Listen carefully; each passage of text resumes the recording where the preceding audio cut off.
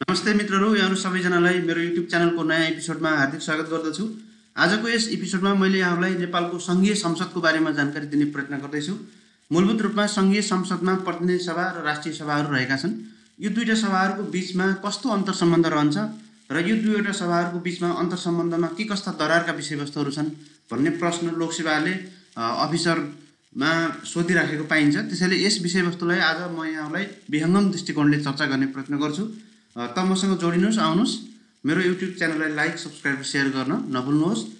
त मित्रहरू, सबभन्दा पहिला व्यवस्थापिका लेजिस्लेटिभ एसेम्ब्ली भनेको के हो त? व्यवस्थापिका भनेर भन्यो भने यो एउटा सरकारको विधायिकी अङ्ग हो। विधायिकी अङ्ग भनेको विधान निर्माण गर्ने अङ्ग हो। व्यवस्थापिकालाई हामी संसद भन्छौँ हाम्रो नेपाली भाषामा, तर वास्तवमा यो चाहिँ विधायिका हो। संसद भनेको त एउटा नेपालमा भनिने मात्रै हो। यसमा चाहिँ खास गरिकन व्यवस्थापिकामा जनताद्वारा चुनिएका जनप्रतिनिधिहरूको यो एउटा औपचारिक सङ्गठन हो। त्यसैले यो जनप्रतिनिधिहरूको सङ्गठन हो, जनप्रतिनिधिहरूको संस्था हो, औपचारिक संस्था पनि हो। यो व्यवस्थापिकामा राष्ट्र र जनताका आम चासोका विषयहरू, चाहना, आवश्यकता र प्राथमिकता, ती जनताका समस्या र पीरमर्का, शासन, विकास र सेवा प्रवाह जस्ता विभिन्न पक्षहरूको बारेमा चर्चा गरिन्छ। त्यो एक किसिमको थलो हो। त्यसैले यसलाई हामी सार्वभौम सत्ताको वास्तविक प्रयोगकर्ता भनेर भन्छौँ। जस्तो सार्वभौम सत्ता भनेको अन्तिम सत्ता हो। अन्तिम सत्ता जो चाहिँ सबभन्दा माथि रहन्छ र त्यसभन्दा माथि कुनै पनि सत्ता रहँदैन, जसले भनेको सबैले मान्नुपर्छ, त्यसलाई हामी सार्वभौम सत्ता भनेर भन्छौँ। र यो सार्वभौम सत्ता नेपाली जनतामा निहित छ। नेपालको संविधानले सार्वभौम सत्ता जनतामा निहित छ भन्ने मानेको छ। तर अब त्यो जनता 3 करोड नेपाली जनताले सार्वभौम सत्ताको इन्डिभिजुअली प्रयोग गर्न सक्दैनन्। कसले प्रयोग गर्छ त भन्दा संसदले प्रयोग गर्छ। त्यसैले जनताहरूको तर्फबाट सार्वभौम सत्ताको प्रयोगकर्ता संसद हो। त्यस्तै यो सरकारका 3 अङ्गहरूमध्ये एउटा महत्त्वपूर्ण अङ्गको रूपमा हामीले संसदलाई लिन्छौँ, विधायिकालाई लिन्छौँ अथवा व्यवस्थापिकालाई लिन्छौँ। सरकारको 3 अङ्गहरूमा कार्यपालिका, व्यवस्थापिका र न्यायपालिका हुन्छ। त्यसैले यो 3 अङ्गको एउटा महत्त्वपूर्ण अङ्ग हो र यो कानुन निर्माण गर्ने एउटा संयन्त्र हो, सर्वोच्च निकाय हो, supreme authority for making laws, कानुन बनाउने सर्वोच्च निकाय हो। त्यसैले यसलाई हामी सुप्रिम अथोरिटी भनेर मान्दछौँ। मित्रहरू, हामीले व्यवस्थापिका भनेको के हो अथवा संसद के हो भन्ने कुरा जानिसकेपछि अब यसको उत्पत्ति कसरी भएको छ त्यतातर्फ अलिकति चर्चा गरौँ। जुन व्यवस्थापिका वा संसद छ, यसको अङ्ग्रेजी नाम पार्लियामेन्ट भन्ने हुन्छ। पार्लियामेन्ट भन्ने हुन्छ। यो पार्लियामेन्ट भनेको फेरि फ्रेन्च भाषाबाट आएको हो। फ्रेन्च भाषामा पार्लियर भनेर भनिएको छ, जसको अङ्ग्रेजी रूपान्तरण पार्लियामेन्ट हो। र यो फ्रेन्चमा यसको अर्थ चाहिँ टु टक अथवा छलफल गर्नु या बहस गर्नु भन्ने नै मानिन्छ। बेलायतबाट यो पार्लियामेन्ट भन्ने शब्द, पार्लियामेन्ट भन्ने व्यवस्थाको उत्पत्ति भएको भनेर हामी मान्छौँ। त्यसैले यो जननी मुलुकको रूपमा बेलायत रहेको छ। बेलायतमा राजाले कर सङ्कलन र अन्य कुनै कार्यमा सल्लाह लिन गिर्जाघरका पदाधिकारी वा राजघरानाका व्यक्तिहरूको संलग्नतामा एउटा सभा बनाउने प्रचलन थियो। त्यही सभा नै कालान्तरमा गएर एउटा संसदको रूप लिएको हामी पाउँछौँ।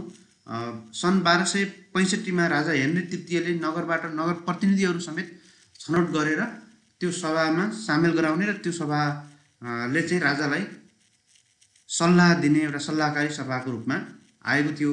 पछि 1341मा बेलायतमा सर्वसाधारण व्यक्तिहरूले उच्च घरानाका व्यक्तिहरूभन्दा बेग्लै एउटा आफ्नै सभा बनाएका थिए र यसैको परिणामस्वरूप त्यहाँ 2वटा सभाहरू बनेको थियो। एउटा राजाले उच्च घरानाका व्यक्तिहरू र आफ्ना गिर्जाघरका पदाधिकारीहरू समेतलाई समावेश गराएको एउटा माथिल्लो सदन थियो, बन्यो, जसलाई हाउस अफ लर्ड्स भनेर भनिन्छ अहिले।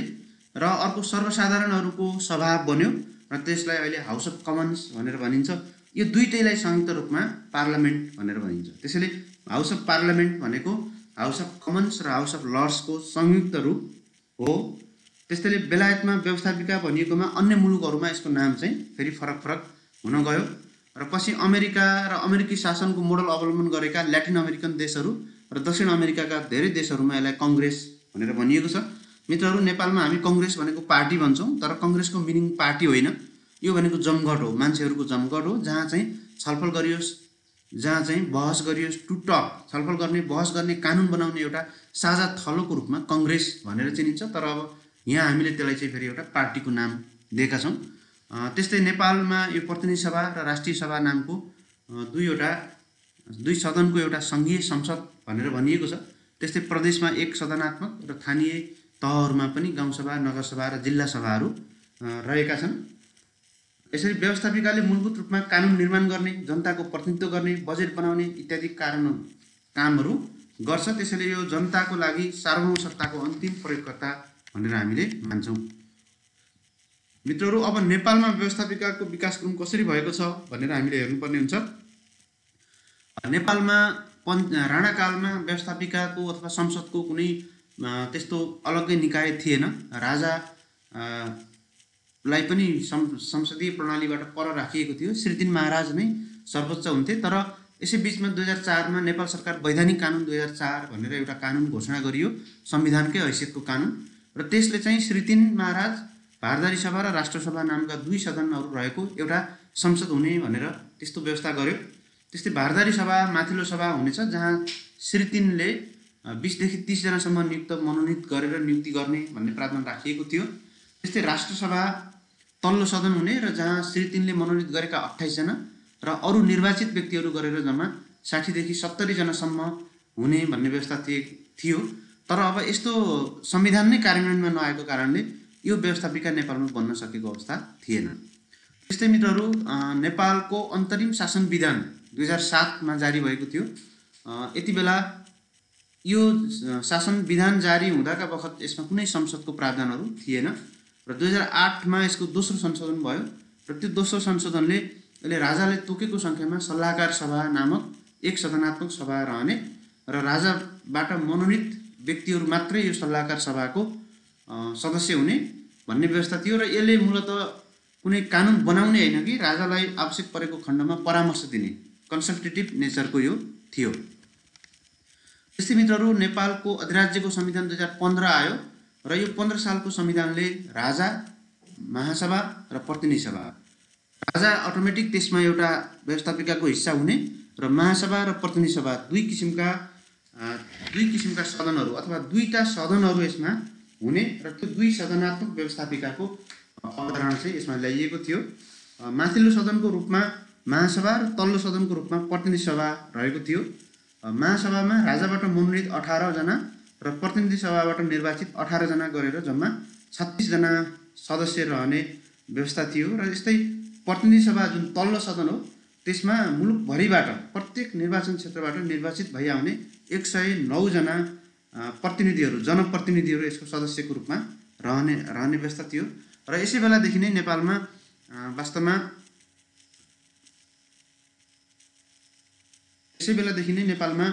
यो अर्थ विधेयक सरकारी विधेयकको रूपमा प्रतिनिधि सभामा मात्र पेश गरिने र अन्य विधेयकहरू जहाँसुकै पेश हुने भन्ने प्रावधान चाहिँ 2015 सालदेखि नै नेपालमा सुरुवात भएको हामी पाउँछौँ। त्यस्तै मित्रहरू, 2019 सालमा एउटा नयाँ पञ्चायती संविधान आयो, नेपालको संविधान 2019। यसमा राष्ट्रिय पञ्चायत नामको एक सदनात्मक संसदको मात्रै व्यवस्था गरिएको थियो। राष्ट्रिय पञ्चायतको मुख्य विधायकी कार्य विधेयक पारित गरी राजा समक्ष पेश गर्नु थियो र राष्ट्रिय पञ्चायतबाट पारित विधेयकका सम्बन्धमा सन्देशसहित फिर्ता पठाउने वा स्वीकृति प्रदान गर्ने गरी कानुनमा परिणत गर्ने अधिकार चाहिँ राजामा राखिएको थियो। राजाले अस्वीकृत पनि गर्न सक्थे, निष्क्रिय पनि बनाउन सक्थे, त्यसलाई चाहिँ फेरि फिर्ता पठाउन पनि सक्थे। यसरी यो विशुद्ध रूपमा पञ्चायतकालीन संविधानमा राजाको एउटा सहयोगी रूपमा यो पञ्चायत, राष्ट्रिय पञ्चायत रहेको थियो। र मित्रहरू, नेपाल अधिराज्यको संविधान 2047 आयो। यसले राजा, प्रतिनिधि सभा र राष्ट्रिय सभा नामका दुई सदन सहितको, राजा सहितको एउटा संसदको व्यवस्थापिकाको व्यवस्था गरेको थियो। माथिल्लो सदनको रूपमा राष्ट्रिय सभा र तल्लो सदनको रूपमा प्रतिनिधि सभा रहेका थिए। प्रतिनिधि सभामा बहुमत प्राप्त संसदीय दलको नेतालाई राजाले प्रधानमन्त्री नियुक्ति गर्ने र राजाले प्रधानमन्त्री नियुक्ति गरेको जुन व्यक्ति हुन्छ त्यसको अध्यक्षतामा उसले चाहिँ संसद सदस्यहरूबाट मन्त्री परिषद गठन हुने व्यवस्था गरिएको थियो। त्यस्तै प्रतिनिधि सभामा प्रत्येक निर्वाचन क्षेत्रबाट बालिग मताधिकारको आधारमा निर्वाचित भई आउने 205 जना सदस्य रहने व्यवस्था थियो। राष्ट्रिय सभामा राजाबाट 10 जना मनोनित हुन्थ्यो। त्यस्तै एकल सङ्क्रमणीय मत प्रणालीको आधारमा प्रतिनिधि सभाका सदस्यहरूले 35 जना र स्थानीय निकायद्वारा निर्वाचित 15 जना गरेर जम्मा 60 जना यसमा सदस्य रहने व्यवस्था थियो। र यसमा पनि अर्थ विधेयक सरकारी विधेयकको रूपमा प्रतिनिधि सभामा मात्र पेश गरिने व्यवस्था थियो र अरू विधेयकहरू राष्ट्रिय सभामा पनि र प्रतिनिधि सभामा पनि आउने व्यवस्था थियो। र नेपालको संविधान 2063 मा 601 जनाको एक सदनात्मक व्यवस्थापिका रहेको थियो, जसको नाम चाहिँ व्यवस्थापिका संसद भनेर राखिएको थियो। यसको मूलभूत काम चाहिँ संविधान सभाको निर्वाचन नभएसम्मका लागि यसले चाहिँ व्यवस्थापिकाको काम गर्ने। संविधान सभाले पछि चाहिँ व्यवस्थापिका संसद संविधान सभाको निर्वाचन भइसकेपछि त्यो नै वास्तवमा अन्तरिम व्यवस्थापिकाबाट नेपालको व्यवस्थापिका संसदमा रूपान्तरण भएको थियो। र अहिले हाम्रो पछिल्लो समयमा नेपालको संविधान 2072 छ। यसले सङ्घीय शासन प्रणाली अवलम्बन गरेको छ। त्यसैले यसमा सङ्घीय व्यवस्थापिका पनि छ, प्रदेश व्यवस्थापिका पनि छ र स्थानीय व्यवस्थापिका पनि छ। 3 तहको व्यवस्थापिकाहरू अलग अलग व्यवस्था गरिएको छ। सङ्घीय व्यवस्थापिकामा प्रतिनिधि सभा र राष्ट्रिय सभा नामका 2 सदनहरू रहेका छन् भने प्रदेश र स्थानीय तहहरूमा एक सदनात्मक व्यवस्थापिकाको व्यवस्था गरिएको छ। मित्रहरू, अब हामीले व्यवस्थापिकाको प्रकारको बारेमा चर्चा गऱ्यौँ भने वास्तवमा यो 2 प्रकारको हुन्छ भनेर मान्न सक्छौँ। एउटालाई हामी एक सदनात्मक युनिक्यामेरल भनेर भनिएको छ, एक मात्रै सदन हुने। युनाइटेड नेसन्सको 193 सदस्यहरू देशहरूमध्ये 114 वटा देशमा एक सदनात्मक व्यवस्थापिका रहेको छ र 2 सदनात्मक व्यवस्थापिका बाइक्यामेरल पार्लियामेन्ट भनेर भनिन्छ। यसमा 193 देशहरूमध्ये 79 देशहरूमा यस्तो बाइक्यामेरल 2 सदनात्मक व्यवस्थापिका रहेको छ र नेपालमा पनि सङ्घीय संसदमा हामीले हेर्यौँ भने 2 सदनात्मक व्यवस्थापिका यसमा रहेको छ।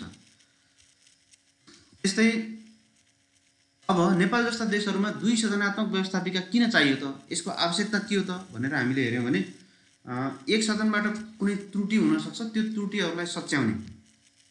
त्रुटिहरूलाई सच्याउनका लागि पनि 2 सदनात्मक व्यवस्थापिका आवश्यक पर्दछ भनेर हामीले मान्न सक्छौँ।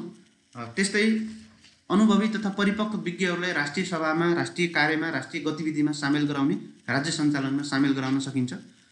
त्यस्तै यो 2 सदन भयो भने एक सदन अस्थायी हुन्छ र एक सदन चाहिँ स्थायी हुन्छ। नेपालको हकमा राष्ट्रिय सभा चाहिँ स्थायी सदन भएकोले व्यवस्थापकीय अङ्गको अविच्छिन्नताको सिद्धान्तलाई यसले कायम गर्छ। जस्तो सरकार अविच्छिन्न हुन्छ, न्यायपालिका अविच्छिन्न हुन्छ, तर व्यवस्थापिकालाई हामीले एक सदनात्मक बनायौँ भने त्यो अविच्छिन्न नहुन सक्छ। त्यसैले अविच्छिन्नता कायम राख्नका लागि पनि यो हुन्छ।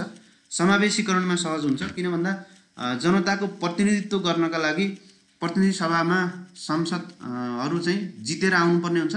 त्यसमा अल्पसङ्ख्यकहरूको प्रतिनिधित्व नहुन सक्छ। त्यसैले अल्पसङ्ख्यक, सीमान्तकृत वर्गहरू, विशेष वर्गहरूलाई राष्ट्रको मूलधारमा ल्याउन, कानुन निर्माण गर्ने निकायमा ल्याउनका लागि पनि, समावेशीकरण गर्नका लागि पनि 2 सदनात्मक व्यवस्थापिका आवश्यक हुन्छ। त्यस्तै विभिन्न विषयहरूमा पर्याप्त मात्रामा छलफल बहस गरेर संसदीय कार्यलाई थप प्रभावकारी बनाउनका लागि पनि हामीले 2 सदनात्मक व्यवस्थापिकाको उपयोग गर्न सक्छौँ। र त्यस्तै माथिल्लो सदनले खास निर्वाचन क्षेत्र नहुने, जस्तो राष्ट्रिय सभाका जति पनि व्यक्तिहरू छन् उहाँहरूको आफ्नो एउटा मात्रै कुनै खास निर्वाचन क्षेत्र हुँदैन। त्यसैले उनीहरूले राष्ट्रिय महत्त्वका विषयहरूमाथि छलफल गर्न सक्छन्, यसमा फोकस गर्न सक्छन्। विधि निर्माणमा व्यावसायिकता प्रवर्धन गर्न पनि 2 सदनको आवश्यकता पर्छ र राष्ट्रिय स्वार्थको प्रवर्धन गर्ने, रक्षा गर्ने, सबैको प्रतिनिधित्व एवं सहभागितालाई सुनिश्चित गर्ने, शक्ति सन्तुलन र नियन्त्रण, प्रतिनिधि सभा अराजक हुन नदिने, प्रतिनिधि सभाले जनताबाट जितेको आधारमा चाहिँ जस्तासुकै कानुनहरू पनि बनाउन नसक्ने अवस्था चाहिँ सिर्जना गर्नका लागि, त्यसलाई चेक एन्ड ब्यालेन्स गर्नका लागि पनि राष्ट्रिय सभा आवश्यक पर्छ र समसामयिक विषयहरूको प्रस्तुतिका लागि, छलफलका लागि पनि यो राष्ट्रिय सभा अथवा माथिल्लो सदन आवश्यक हुन्छ। मित्रहरू, अब संसदको कार्यहरू के हुन् भनेर हामीले हेर्यौँ भने संसदले के काम गर्छ त भनेर हेर्यौँ भने संसदले वास्तवमा जनताको प्रतिनिधित्व गर्ने काम गर्छ। संसदले सरकारमाथि नियन्त्रण गर्ने काम गर्छ। संसदले मूलभूत रूपमा मुलुकका सम्पूर्ण कानुनहरू बनाउने सर्वोच्च निकायको रूपमा काम गर्छ। त्यस्तै नेपालको हकमा संसदले सरकार बनाउने तथा सरकारलाई विघटन गर्नेसम्मको काम पनि गर्छ।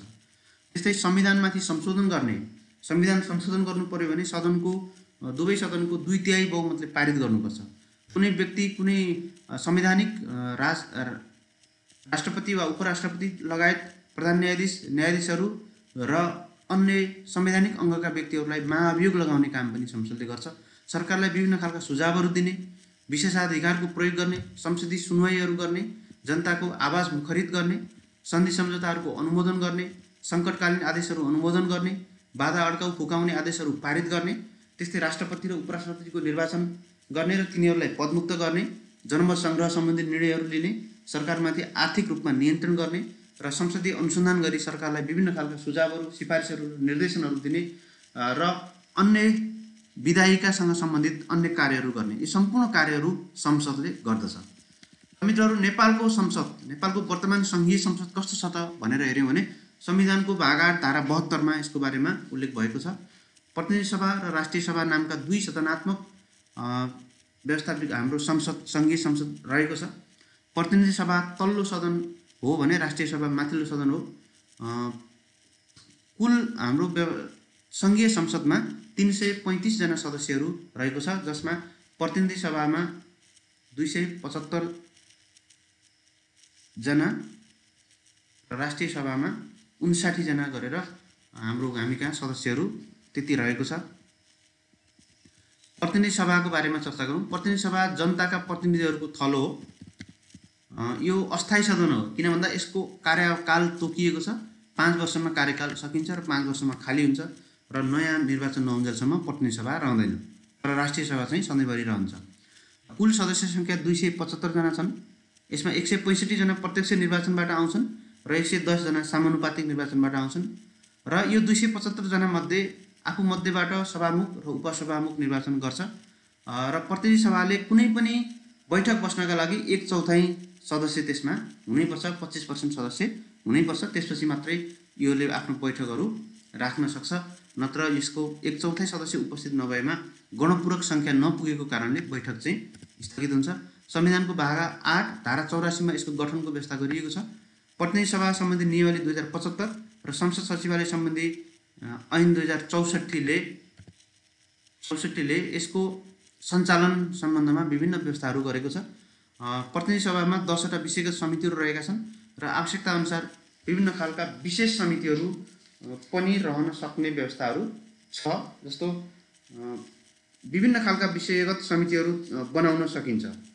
यो व्यवस्थाहरू हाम्रो संविधानले पनि गरेको छ र आवश्यकता अनुसार अन्य विशेष समितिहरू जस्तो प्रतिनिधि सभामा कार्यव्यवस्था परामर्श समिति, विशेषाधिकार समिति, आचरण अनुगमन समिति, महाभियोग जाँचबुझ समिति, महाभियोग सिफारिस समिति जस्ता संसदीय समितिहरू रहेका छन्। त्यस्तै संसदीय सुनवाईसँग सम्बन्धित र राज्यका निर्देशक सिद्धान्त र नीति कार्यान्वयन, अनुगमन, मूल्याङ्कन जस्ता समितिहरू राष्ट्रिय सभासँग संयुक्त रूपमा बन्न सक्ने समितिहरू पनि छन्। प्रतिनिधि सभाको सदस्य मात्र नेपालको प्रधानमन्त्री हुन पाउँछ। मन्त्रीहरू जहाँसुकैबाट बनाउन सकिन्छ, तर प्रधानमन्त्री चाहिँ प्रतिनिधि सभाको सदस्य मात्रै हुन सक्छ। यो व्यवस्था नेपालको सङ्घीय संसदमा रहेको छ। त्यस्तै राष्ट्रिय सभाको बारेमा चर्चा गरौँ। राष्ट्रिय सभा माथिल्लो सदन हो। यो स्थायी सदन हो। यसको कार्यकाल, प्रत्येक सदस्यको कार्यकाल 6 वर्षको हुन्छ, तर राष्ट्रिय सभाको कार्यकाल अनन्त हुन्छ। राष्ट्रिय सभाको कार्यकाल 6 वर्षको हुने होइन, यहाँभित्रका सदस्यहरूको पदावधि 6 वर्षको हुन्छ। 1/3 सदस्यहरू 2 वर्षमा जान्छन्, अर्को 1/3 4 वर्षमा जान्छन् र अर्को 1/3 6 वर्षमा जान्छन् र जुन सदस्यहरू जसरी गएका छन् त्यसै गरी यसको पुनर्निर्वाचन भएर वा मनोनित भएर आउँछ। कुल 59 सदस्य छन्। प्रत्येक प्रदेशबाट 8 जनाका दरले 56 जना र 3 जना नेपाल सरकारको सिफारिसमा राष्ट्रपतिबाट मनोनित भएर जम्मा 59 जना सदस्यहरू रहन्छन् र यिनी 59 जनाहरू मध्येबाट अध्यक्ष र उपाध्यक्षको निर्वाचन गरिन्छ र संविधानको भाग 8 धारा 86 मा यसको गठन सम्बन्धमा व्यवस्था गरिएको छ। यसको गणपूरक सङ्ख्या 1/4 रहेको छ। 4 वटा विषयगत समितिहरू यसमा रहेका छन् र आवश्यकता अनुसार राष्ट्रिय सभामा पनि अन्य विभिन्न समितिहरू रहन्छन्, जस्तो विशेषाधिकार समिति, कार्यव्यवस्था परामर्श समिति, आचरण अनुगमन समिति, जाँचबुझ समिति। त्यस्तै 2 वटा समितिहरू राष्ट्रिय सभासँग संयुक्त रूपमा रहेको हुन्छ। त्यस्तो समितिहरूमा जस्तो संसदीय सुनवाई विशेष समिति र राज्यका निर्देशक सिद्धान्त, नीति र दायित्व कार्यान्वयन, अनुगमन र मूल्याङ्कनसँग सम्बन्धित नीतिहरू। अब मित्रहरू, सङ्घीय संसद सम्बन्धी नेपालमा कानुनहरू के रहेका छन् त भनेर हेऱ्यौँ भने नेपालको संविधान 2072 को भाग 8 मा सङ्घीय संसदको व्यवस्था गरिएको छ। सङ्घीय संसद सचिवालय ऐन 2064 छ। यसले सङ्घीय संसदका कर्मचारीहरू, त्यसको कार्य व्यवस्था, त्यसको आर्थिक व्यवस्थाहरूको सम्बन्धमा चर्चा गरेको छ। प्रतिनिधि सभा नियमावली 2075 छ। त्यस्तै राष्ट्रिय सभा नियमावली 2075 रहेको छ। संयुक्त बैठक र समिति कार्य सञ्चालन नियमावली 2075 रहेको छ। दुईटै संयुक्त बैठक र समितिहरू कसरी सञ्चालन गर्ने भन्ने सम्बन्धमा यसमा उल्लेख भएको छ। संयुक्त सदनको कार्य सञ्चालन नियमावली 2075 रहेको छ। कर्मचारी प्रशासन नियमावली 2075 रहेको छ। त्यस्तै आर्थिक प्रशासन सम्बन्धी नियमावली 2065, महाभियोग ऐन 2059, राजनीतिक दल सम्बन्धी ऐन 2073, संसदका पदाधिकारीहरूको सुविधा सम्बन्धी ऐन 2073 र महासचिव र सचिवको पारिश्रमिक सुविधा तथा अन्य व्यवस्था सम्बन्धी ऐन 2075 रहेको छ। यसरी यी विभिन्न ऐन नियम निर्देशिकाहरूको आधारमा हाम्रो व्यवस्थापिकासँग सङ्घीय संसद चलेको हामी पाउँछौँ। मित्रहरू, अब सङ्घीय संसद हुनका लागि कस्तो व्यक्ति चाहिन्छ त, उसको योग्यता के हो भनेर हामीले हेऱ्यौँ भने नेपाली नागरिक हुनुपर्छ, प्रतिनिधि सभामा 25 वर्ष र राष्ट्रिय सभामा 35 वर्ष उमेर पुरा भएको व्यक्ति मात्रै यसको लागि लड्न पाउँछ। नैतिक पतनदेखि नै फौजदारी कसुरमा सजाय नपाएको व्यक्ति हुनुपर्छ। सङ्घीय कानुनले कुनै पनि किसिमले अयोग्य नभएको व्यक्ति, लाभको पदमा बहाल नरहेको व्यक्ति, लाभको पद भनेको कुनै पनि तलब पाउने सरकारी निकायमा कार्यरत रहेको व्यक्ति हुनु हुँदैन र कुनै व्यक्ति एकैपटक दुवै सदनको सदस्य हुन सक्दैन। मित्रहरू, अब महत्त्वपूर्ण प्रश्नमा हामी जान्छौँ, प्रतिनिधि सभा र राष्ट्रिय सभा बीचको अन्तर सम्बन्ध। प्रतिनिधि सभा र राष्ट्रिय सभा बीचको अन्तर सम्बन्धको विषयमा हामी चर्चा गर्छौँ। अन्तर सम्बन्धहरू के छ त भनेर हामीले हेऱ्यौँ भने विभिन्न पोइन्ट्सहरूमा हामीले यो अन्तर सम्बन्धलाई हामीले हेर्न सक्छौँ। जाँचमा यहाँहरूलाई सिधै प्रतिनिधि सभा र राष्ट्रिय सभा बीचको अन्तर सम्बन्धका क्षेत्रहरू के हुन् भन्ने विषयमा क्वेसन सोध्न सक्छ। सबभन्दा पहिला कानुन निर्माणमा अन्तर सम्बन्ध रहन्छ। कानुन निर्माणमा जस्तो सङ्घीय कानुन निर्माणका सम्बन्धमा प्रतिनिधि सभा र राष्ट्रिय सभा बीच अन्योन्याश्रित सम्बन्ध रहेको हुन्छ।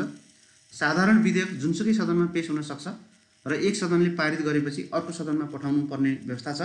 दुवै सदनबाट विधेयक पारित भई प्रमाणीकरण भएपछि मात्र उक्त विधेयक ऐनको रूपमा जान्छ।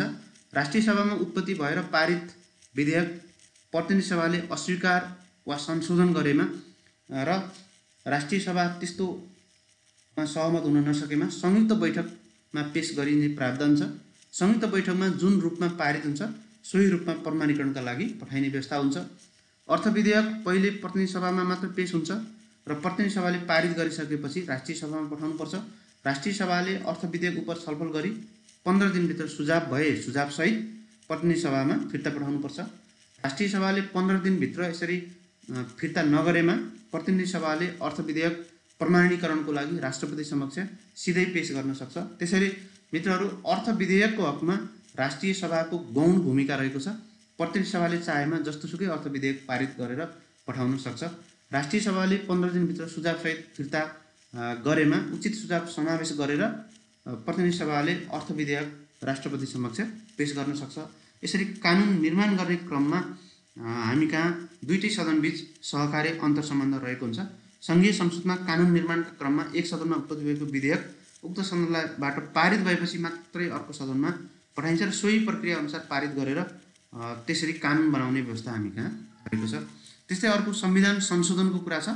संविधान संशोधनको कुरामा संविधानको कुनै धारालाई संशोधन वा खारेज गर्ने विधेयक सदनको कुनै पनि सदनमा विधेयक पेश गर्न सकिन्छ र यसरी सङ्घीय संसदको दुवै सदनमा तत्काल कायम रहेको सम्पूर्ण सदस्य सङ्ख्याको कम्तीमा 2/3 बहुमतबाट संविधान संशोधन विधेयक पारित गर्नुपर्छ र सङ्घीय संसदको 2/3 बहुमतको आधारमा मात्र संविधान संशोधन हुन सक्छ। यसरी संविधान संशोधनमा पनि दुवै सदनहरूको बिचमा अन्तर सम्बन्ध र अनुन्याश्रित सम्बन्ध रहेको पाउँछौँ।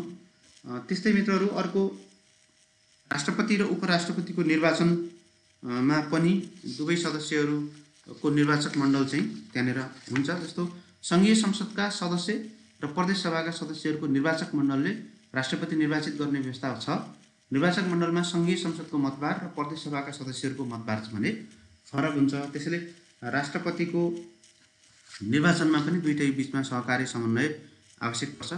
त्यस्तै सन्धि सम्झौताहरूको अनुमोदन गर्ने, सम्मेलन, स्वीकृति र समर्थन गर्ने यो विषयमा पनि प्रतिनिधि सभा र राष्ट्रिय सभा बिचमा सम्बन्ध रहन्छ। नेपाल सरकार पक्ष हुने विभिन्न खालका सन्धि सम्झौताको अनुमोदन, सम्मेलन, स्वीकृति वा समर्थन सङ्घीय संसदका दुवै सदनमा तत्काल कायम रहेको सम्पूर्ण सदस्य सङ्ख्याको 2/3ले पारित गर्नुपर्ने व्यवस्था गरेको छ। त्यस्तो सन्धि सम्झौताहरूमा जस्तो शान्ति र मैत्री, सुरक्षा एवं सामरिक सम्बन्ध, त्यस्तै नेपाल राज्यको सिमाना, र प्राकृतिक स्रोत तथा त्यसको बाँडफाँडको विषयहरूको सन्दर्भमा चाहिँ यस्तो दुवै सदनको 2/3 बहुमतले पारित गर्नुपर्छ भन्ने कुराहरू छ। त्यस्तै कार्यपालिकामाथि नियन्त्रण पनि गर्न सक्छ। कार्यपालिकामाथि आवश्यक पर्ने कानुन निर्माण गरेर त्यस्तै दुवै सदनका सदस्यहरू मन्त्री बन्ने र ती मन्त्रीहरूलाई उत्तरदायी बनाउने, संसदप्रति उत्तरदायी दुईटै सदनमा हुनसक्छ। यसरी कार्यपालिकामाथि नियन्त्रण गर्ने सवालमा पनि दुईटै सदन बीच सम्बन्ध रहन्छ। त्यस्तै जनमत सङ्ग्रहको कुराहरू छ मित्रहरू। नेपालमा कुनै राष्ट्रिय महत्त्वको कुनै विषयमा जनमत सङ्ग्रह गर्न आवश्यक छ भन्ने लागेमा नेपाल सरकारले त्यस्तो प्रस्ताव सङ्घीय संसदमा पेश गर्छ र सङ्घीय संसदमा तत्काल कायम रहेको सम्पूर्ण सदस्य सङ्ख्याको 2/3 बहुमतबाट निर्णय भएमा त्यस्तो विषयमा चाहिँ नेपाल सरकारले जनमत सङ्ग्रह गराउन सक्छ। त्यस्तै संसदीय सुनवाईमा संयुक्त समितिहरू पनि छन् मित्रहरू। संवैधानिक परिषदको सिफारिसमा नियुक्त हुने प्रधान न्यायाधीश, सर्वोच्च अदालतका न्यायाधीश, न्याय परिषदका सदस्य, संवैधानिक निकायको प्रमुख वा पदाधिकारीहरू र नेपालले पठाउने राजदूतहरू, नियुक्ति गर्ने राजदूतहरूमा नियुक्ति हुनु पूर्व संसदीय सुनवाई हुने र सो सुनवाईको लागि दुवै सदनका सदस्य रहने गरी संयुक्त समिति गठन हुने व्यवस्था छ। संसदीय सुनवाई समितिबाट निर्णय भई सिफारिस भएपछि मात्र त्यस्तो व्यक्तिहरू त्यस्तो पदमा नियुक्ति हुने व्यवस्था छ। त्यस्तै अर्को महाभियोग छ। दुवै सदनको 2/3बाट महाभियोग पारित हुनुपर्छ। महाभियोगमा राष्ट्रपति र उपराष्ट्रपति विरुद्ध महाभियोग लागि प्रतिनिधि सभामा पेश भएको प्रस्तावलाई सङ्घीय संसदको दुवै सदनको तत्काल कायम रहेको सम्पूर्ण सदस्य सङ्ख्याको कम्तीमा 2/3 सदस्यले पारित गरेमा मात्रै त्यस्तो महाभियोग कार्यान्वयन हुन्छ। त्यस्तै सङ्घीय संसदको महासचिवको नियुक्ति कसले गर्छ त भनेर हामीले हेऱ्यौँ भने त्यसमा पनि सभामुख र अध्यक्ष दुईटैको संयुक्त सिफारिसमा राष्ट्रपतिबाट महासचिवको नियुक्ति हुन्छ। त्यसैले यो महासचिवको नियुक्ति गर्नु पर्यो भने पनि प्रतिनिधि सभा र राष्ट्रिय सभा बिचमा सम्बन्ध कायम गर्नुपर्ने हुन्छ। त्यस्तै अध्यादेश कानुन बनाउनु पर्यो तत्काल र संसदमा कुनै अधिवेशन बसेको छैन भने नेपाल सरकारले त्यस्तो अध्यादेशहरू राष्ट्रपति मार्फत जारी गराउन सक्छ। त्यस्तो अध्यादेशहरू कानुन सरह हुन्छ। तर त्यो अध्यादेश जारी भइसकेपछि त्यस्तो अध्यादेश जारी भइसकेपछि बसेको सङ्घीय संसदको दुवै सदनमा पेश गर्नुपर्छ र दुवै सदनले बहुमतले पारित गरेन भने त्यो चाहिँ निष्क्रिय हुन्छ। त्यस्तै सदनको संयुक्त बैठक सञ्चालन नियमावलीमा पनि दुईटै सदनहरूको अन्तर्सम्बन्ध रहन्छ। संसदको संयुक्त बैठकको कार्य सञ्चालन नियमावली र सङ्घीय संसदको संयुक्त समितिको गठन एवं काम कारबाही सङ्घीय संसदको संयुक्त बैठकले स्वीकृत गरेको नियमावली तथा कार्यविधि बमोजिम हुने व्यवस्था छ। त्यस्तै प्रदेश कानुन निर्माणको सन्दर्भमा पनि दुईटै सदनबीच सम्बन्ध कायम हुन्छ। जस्तो 2 वा 2 भन्दा बढी प्रदेशहरूले संविधानको अनुसूची 6 को प्रदेशको अधिकारको सूचीमा उल्लेखित कुनै विषयमा कानुन बनाइदिनु पर्यो भनेर नेपाल सरकारसँग लिखित अनुरोध गरेमा नेपाल सरकारले त्यस्तो प्रस्ताव सङ्घीय संसदमा पेश गर्न सक्छ र त्यस्तो विधेयक सो कानुन निर्माण प्रक्रियामा प्रतिनिधि सभा र राष्ट्रिय सभा दुवै सदनले बहुमतले पारित गरेमा त्यस्तो कानुन बन्छ। त्यस्तै प्रदेशको मन्त्री परिषद निलम्बन र विघटनको अनुमोदनमा पनि दुईटै सदन जिम्मेवार हुन्छन्। जस्तो कुनै प्रदेशले नेपालको सार्वभौमसत्ता, भौगोलिक अखण्डता, राष्ट्रियता वा स्वाधीनतामा गम्भीर असर पर्ने किसिमको कार्य गरेमा राष्ट्रपतिले त्यस्तो प्रदेश मन्त्री परिषदलाई 6 महिनासम्म निलम्बन गर्न सक्छ र निलम्बन मात्रै होइन त्यस्तो प्रदेश मन्त्री परिषदलाई विघटन पनि गर्न सक्छ। त्यसरी निलम्बन वा विघटन गरेकोमा 35 दिनभित्र सङ्घीय संसदको तत्काल कायम रहेको सम्पूर्ण सदस्य सङ्ख्याको बहुमतबाट अनुमोदन गराउनु पर्ने र अनुमोदन नभएमा निलम्बन वा विघटन सम्बन्धी कार्य स्वतः निष्क्रिय हुने व्यवस्था छ। त्यस्तै मित्रहरू संयुक्त समितिहरू पनि छन्। 2वटा संयुक्त समितिहरू रहेका छन् र त्यो बाहेकका अरू समितिहरू पनि गठन गर्न सकिने व्यवस्था छ। दुवै सदन बीचको कार्यप्रणालीलाई व्यवस्थित गर्न, कुनै विधेयकमा रहेको मतभिन्नता अन्त्य गर्न वा अन्य कुनै खास कार्यका लागि दुवै सदनको संयुक्त समिति गठन गर्न सकिने र त्यसरी संयुक्त समितिमा प्रतिनिधि सभाका सदस्य 5 जना र राष्ट्रिय सभाको 1 जना 5:1 को दरले बढीमा 25 जनासम्म सदस्य रहने व्यवस्था गरिएको छ। त्यस्तै मित्रहरू सङ्कटकालीन अवस्थाको घोषणा वा अनुमोदन, राष्ट्रपतिबाट जारी भएको सङ्कटकालीन अवस्थाको घोषणा वा आदेश 1 महिनाभित्र अनुमोदनका लागि सङ्घीय संसदको दुवै सदनमा पेश गर्नुपर्छ र दुवै सदनमा तत्काल कायम रहेको सम्पूर्ण सदस्य सङ्ख्याको कम्तीमा 2/3 बहुमतबाट अनुमोदन गर्नु पर्छ। त्यसरी 2/3बाट अनुमोदन नभएमा सो घोषणा चाहिँ स्वतः निष्क्रिय हुने व्यवस्था पनि छ। त्यस्तै मित्रहरू, नेपाल सरकारको नीति तथा कार्यक्रमहरू जति छ त्यो नेपाल सरकारको नीति तथा कार्यक्रमहरू राष्ट्रपतिले प्रत्येक आर्थिक वर्षको लागि वार्षिक आयव्ययको विवरण पेश गर्नुभन्दा कम्तीमा 15 दिन अगावै सङ्घीय संसदको संयुक्त सदनमा सरकारको नीति तथा कार्यक्रम पेश गर्नुपर्ने व्यवस्था छ। यसर्थ सरकारको नीति तथा कार्यक्रम स्वीकृति दिनका लागि पनि प्रतिनिधि सभा र राष्ट्रिय सभा बीच अन्तर्सम्बन्ध रहेको हुन्छ। त्यसै गरेर संसदमा पेश भएको बजेट नेपाल सरकारको अर्थमन्त्रीले जुन प्रत्येक वर्षको जेठ महिनाको 15 गते संसदको संयुक्त सदनमा राजस्व र व्ययको अनुमान, सङ्घीय सञ्चित कोषमाथि व्यवहार हुने रकम, त्यस्तै सङ्घीय विनियोजन ऐन बमोजिम खर्च हुने रकम र अन्य विभिन्न ऐनहरू पेश गर्नुहुन्छ, त्यसमाथि पारित गर्ने काम पनि दुईटै सदनले गर्नुपर्छ। त्यस्तै सचिवालय व्यवस्थापन तथा सञ्चालन समितिमा चाहिँ सभामुखको अध्यक्षतामा दुवै सदनका प्रमुख पदाधिकारीहरू सम्मिलित एउटा अधिकार सम्पन्न समिति रहेको हुन्छ। त्यसले संसदको सचिवालय व्यवस्थापन तथा सञ्चालन गर्छ, जहाँ चाहिँ राष्ट्रिय सभा र प्रतिनिधि सभा दुईटैका व्यक्तिहरू हुन्छन्। त्यस्तै संवैधानिक परिषदमा सभामुख, उपसभामुख एवं राष्ट्रिय सभाको अध्यक्ष समेत रहने व्यवस्था चाहिँ त्यहाँनिर गरिएको छ। यसरी राष्ट्रिय सभा र प्रतिनिधि सभाको बीचमा चाहिँ विभिन्न विषयहरूमा अन्योन्याश्रित सम्बन्ध रहनुपर्छ। सम्बन्ध कायम गर्ने विभिन्न विषयहरू हामीसँग रहेका छन्। त मित्रहरू, अब अन्तर्सम्बन्धमा देखिएका केही मतभिन्नताहरू र समस्याहरू के छन् त यसको बारेमा चर्चा गरौँ। इक्जामको लागि यो पनि एकदम महत्त्वपूर्ण रहेको छ। जस्तो राजनीतिक दलहरू बीच असल लोकतान्त्रिक चरित्र संस्कार छैन। त्यो भएको कारणले गर्दा राष्ट्रिय सभा र प्रतिनिधि सभा बीचमा त्यति धेरै अन्तर्सम्बन्ध पनि देखिएको अवस्था छैन र सम्बन्ध कायम नै नगराउन खोज्ने, आफू मै ठुलो हुँ भन्ने खालको चरित्र हावी छ। प्रतिनिधि सभाका सदस्यहरूलाई राष्ट्रिय सभाको सदस्यहरूको तुलनामा बढी सम्मान गरिनु वा सम्मान गरेको जस्तो देखिनु, त्यस्तो जनताबाट निर्वाचित भएर आएका हौँ हामी, डाइरेक्ट जनादेश छ भन्ने खालको बढी चाहिँ हामी अहम हौँ भन्ने खालको अहम भावना चाहिँ प्रतिनिधि सभाका सदस्यमा छ। त्यस्तै दुई सदनहरू बिचमा समन्वयात्मक अन्तर्सम्बन्ध छैन, जसले गर्दा सचिवालय सञ्चालन तथा व्यवस्थापन समितिको काम पनि प्रभावकारी हुन सकेको छैन। त्यस्तै राष्ट्रिय सभा विज्ञ र अनुभवीहरूको सदन हुनुपर्नेमा राजनैतिक भागबण्डाको थलोको रूपमा यो चाहिँ रहेको छ।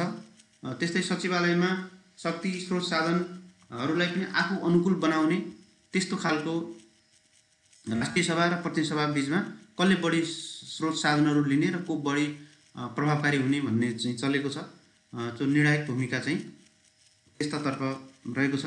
त्यस्तै सचिवालयमा कर्मचारी सरुवा बढुवा विभागीय कारबाहीको विषयमा अनावश्यक रूपमा हस्तक्षेप हुने, राजनीतिक हस्तक्षेप हुने, राष्ट्रिय सभा प्रतिनिधि सभा तथा संयुक्त समितिको क्षेत्राधिकारमा पनि कतिपय अवस्थामा दोहोरोपना चाहिँ बढेको हामी देख्छौँ। त्यस्तै दुई सदनबीच निरन्तर संवाद सहकार्य नहुँदा संसद सचिवालयका आधारभूत समस्याहरू र मुद्दाहरू जहिले पनि ओझेलमा पर्ने गरेका छन्। त्यस्तै राष्ट्रिय सभामा उत्पत्ति र पारित भई प्रतिनिधि सभामा पठाइएका विधेयक प्रतिनिधि सभाले फिर्ता पठाउने समयावधि तोकिएको छैन, जसले गर्दा राष्ट्रिय सभाले मात्रै एकल रूपमा कानुन बनाउन सक्ने अवस्था छैन। त्यसैले राष्ट्रिय सभालाई अलि संविधानमा त अलिक कम अधिकार दिएको जस्तो भान यहाँनिर पर्न गएको देखिन्छ। सभाहरू बीच निरन्तर संवादको अवस्था पनि कमजोर छ। राष्ट्रिय सभामा उत्पत्ति भई पारित भई प्रतिनिधि सभामा आएका विधेयकहरू प्रतिनिधि सभाले व्यवस्था गरिदिने त्यस्तो खालको कल्चर पनि हामीसँग रहेको छ। र संसदीय समिति जुन संयुक्त समितिहरू छन् ती समितिहरूमा पनि दलीय आधारमा छलफल गर्नाले कानुन निर्माण कार्य पनि त्यति राम्रो प्रभावकारी हुन सकेको छैन। र नीति विश्लेषणहरू गरेर राष्ट्रिय सभा र प्रतिनिधि सभाको बिचमा सहकार्य गर्ने, समन्वय गर्ने कल्चर पनि हामीसँग कम छ। र संसदका दुवै सदनहरूको संस्थागत स्मरण, इन्स्टिट्युसनल मेमोरी पावर पनि एकदमै कम रहेको छ। यसरी हाम्रो समन्वय र अन्तर्सम्बन्धको बिचमा चाहिँ प्रतिनिधि सभा र राष्ट्रिय सभाको बिचमा यो विभिन्न खालका समस्याहरू रहेका छन्। त्यस्तै मित्रहरू, अब प्रतिनिधि सभा र राष्ट्रिय सभा बीच उत्पन्न हुन सक्ने मतभिन्नताको समाधानका सम्बन्धमा हामीले के कस्ता व्यवस्था गरेका छौँ त भनेर हामीले हेऱ्यौँ भने, जस्तो विभिन्न संवैधानिक व्यवस्था र विभिन्न कानुनी व्यवस्थाहरू रहेका छन्। त्यो व्यवस्थाहरू के छन् त भनेर हामीले हेऱ्यौँ भने, संविधानको धारा 97 मा कुनै विधेयकमा रहेको मतभिन्नता अन्त्य गर्न प्रतिनिधि सभा र राष्ट्रिय सभाको 5:1 को दरले एउटा समावेशी सिद्धान्तको आधारमा बढीमा 25 जना रहने एउटा संयुक्त समिति गठन गर्ने र त्यो समितिमा छलफल गरेर त्यस्तो मतभिन्नताहरूलाई दलगत भन्दा पनि आवश्यकताको आधारमा समाधान गर्ने भन्ने संविधानको धारा 97 मा त्यस्तो व्यवस्था छ। त्यस्तै संविधानको धारा 111 मा राष्ट्रिय सभामा उत्पत्ति भई पारित भएको विधेयकमा प्रतिनिधि सभाले अस्वीकार गरेको, हेर्नुस् है, दुईटा कन्डिसन छ। राष्ट्रिय सभामा उत्पत्ति भएर राष्ट्रिय सभाले त पारित गरिसकेको छ, त्यो पारित गरिसकेको विधेयक अब प्रतिनिधि सभामा पठाइएको छ। त्यो प्रतिनिधि सभाले राष्ट्रिय सभाले पारित गरेको विधेयक पूर्ण रूपमा अस्वीकार गरेको छ एउटा, र अर्को चाहिँ प्रतिनिधि सभाले संशोधन सहित राष्ट्रिय सभामा त्यो विधेयक फिर्ता पठाएको छ, तर राष्ट्रिय सभा फेरि त्यो संशोधनमा सहमत हुन सकेको छैन भने त्यस्तो कन्डिसनमा त्यस्तो मतभिन्नतालाई संयुक्त बैठकबाट निर्क्युल गरिने भन्ने प्रावधान हाम्रो संविधानको धारा 111 मा गरिएको छ। त्यस्तै धारा 110 मा अर्थ विधेयक हो वा होइन भन्ने प्रश्न उठेमा सभामुखको निर्णय अन्तिम हुने भनिएको छ। अर्थ विधेयक राष्ट्रिय सभामा पेश हुन सक्दैन। यदि कुनै अर्थ टाइपको विधेयक चाहिँ राष्ट्रिय सभामा पेश भयो भने त्यो विधेयक हो कि होइन भनेर विवाद उठ्न सक्छ। त्यो विवाद उठ्यो भने त्यो विवाद चाहिँ सभामुख समक्ष आइपुग्छ र सभामुखले जे निर्णय गर्नुहुन्छ त्यही नै अन्तिम निर्णय हुन्छ। त्यस्तै संविधानको धारा 113 मा सदनले पठाएको विधेयक राष्ट्रपतिले पुनः छलफलका लागि पठाएमा दुवै सदनमा गहन रूपमा छलफल हुनुपर्छ। त्यस्तै प्रतिनिधि सभा नियमावली 2075 र राष्ट्रिय सभा नियमावली 2075 मा प्रतिनिधि सभा र राष्ट्रिय सभाका समितिहरू, ती समितिहरूको कार्यान्वयन, अन्तर्सम्बन्ध जस्ता कुराहरू उल्लेख भएको छ। संयुक्त सदन सञ्चालन सम्बन्धी नियमावली 2075 पनि हामीसँग छ। त्यस्तै सभामुखको अध्यक्षतामा सचिवालय सञ्चालन तथा व्यवस्थापन समिति छ। यसले चाहिँ राष्ट्रिय सभाका पदाधिकारीहरूलाई पनि समेटेको छ। सचिवालयलाई कसरी व्यवस्थित गर्ने भन्ने बारेमा सभामुखको अध्यक्षतामा यो समिति भएको छ। दुई सदनको गम्भीर विवाद सर्वोच्च अदालतको कानुनी व्याख्याबाट पनि समाधान हुने व्यवस्था छ। त्यस्तै 2 वा 2 भन्दा बढी संयुक्त समितिहरू, निर्देशक सिद्धान्त र संसदीय सुनवाई समितिहरू जस्ता समितिहरू पनि हामीसँग बनेका छन्। त्यस्तै एक सदनले पारित गरेको विधेयक अर्को सदनले पारित गरी पठाउन 2 महिनाको समयावधि दिइएको छ, जो आफैमा एउटा कुलिङ पिरियड हो र यसले यो 2 महिनाको समयभित्र चाहिँ मतभेदहरूलाई अन्त्य गर्न सक्ने, समन्वय सहकार्य गर्न सक्ने र समस्याहरूलाई समाधान गर्न सक्ने भनेर यो कुलिङ पिरियड दिएको हो भनेर मान्न सकिन्छ। त्यस्तै संविधान आफैमा एउटा राजनैतिक सहमतिको दस्तावेज हो। यो 2 सदनबीच उत्पन्न हुने मतभेद समाधान गर्न राजनैतिक सहमति, सहकार्य र सहअस्तित्वको सिद्धान्त हाम्रो संविधानले पालना गरेको छ। र यसरी सहकार्यबाट नै यस्ता प्रकारका विभिन्न खालका असमञ्जस्यतापूर्ण अवस्थाहरू, अन्तर्सम्बन्धमा आएका द्वेषहरू, खराबीहरू र द्वन्द्वहरूलाई हामीले अन्त्य गर्न सक्छौँ।